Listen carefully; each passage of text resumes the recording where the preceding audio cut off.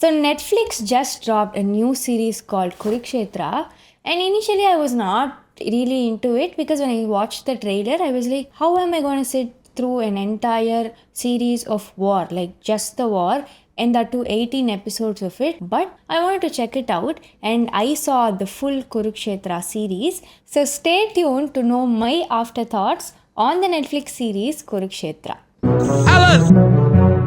Alan!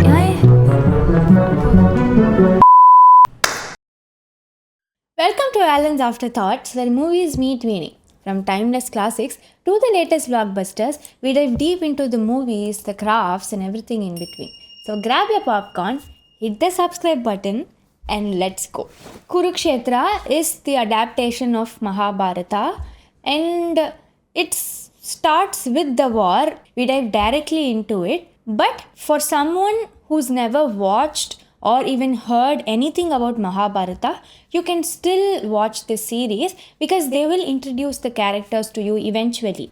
There's an introduction for each and every character. Even through the war, they will take you from one character to the other. There are a lot of cuts to the flashbacks, and the narration seamlessly goes from one thing to the other.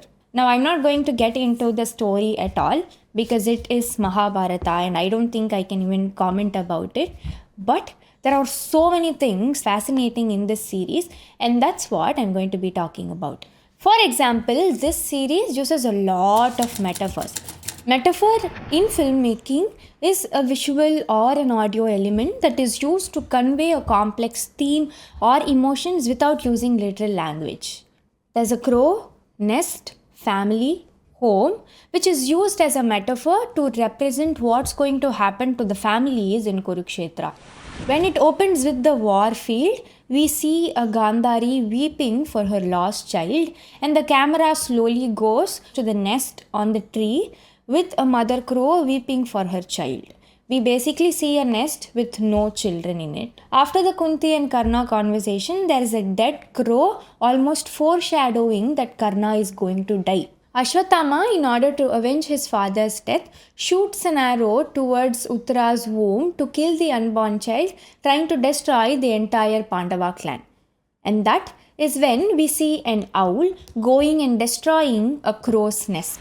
Almost towards the end of the series, after losing all her children, Gandhari curses Krishna that his entire clan will be destroyed, and that is when a lightning hits a tree with a crow's nest and it burns down to ashes.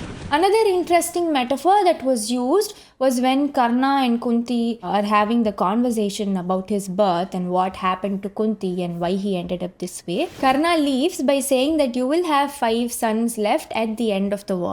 It will either be me or Arjun, and that's when we see a close-up shot of a tree's branch with 6 leaves, and there's one leaf that withers away and falls down.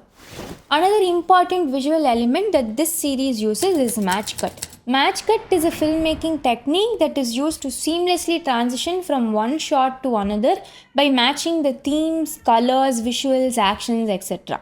The show opens with Abhimanyu and Uttara's wedding, and he says that the ring on his finger is also red, and that's when the camera zooms in into the stone and transitions into the blood in the war field. There's a scene where Bhim will be holding a cloth, and that cloth transitions into Draupadi's sari to the scene where she is being disrobed. And there's another scene where Draupadi is braiding her hair, and the plate just transitions into the rays of arrow in the war to the present.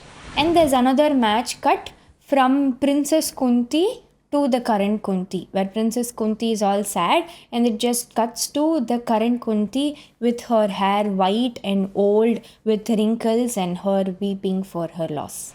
Towards the end of the war, when Duryodhan and Bhim are fighting, there is this frame that just transitions into the exact same frame of them fighting in the flashback in the Gurukul. There's a scene in the night when Krishna is coming to deliver his dialogue, and he stands exactly in front of a full moon, and it appears like a halo around him. There's a bird eye shot of women post-war who's walking and the scene just transitions into them walking in the Kurukshetra field.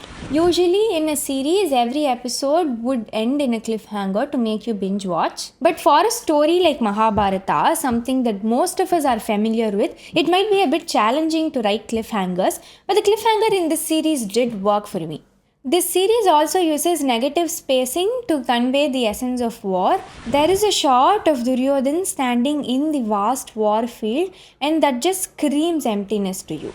Kurukshetra on some level did speak on the grey shades of the character, but I would have liked it better if it explored more on those lines. I liked how this series placed the emphasis post-war.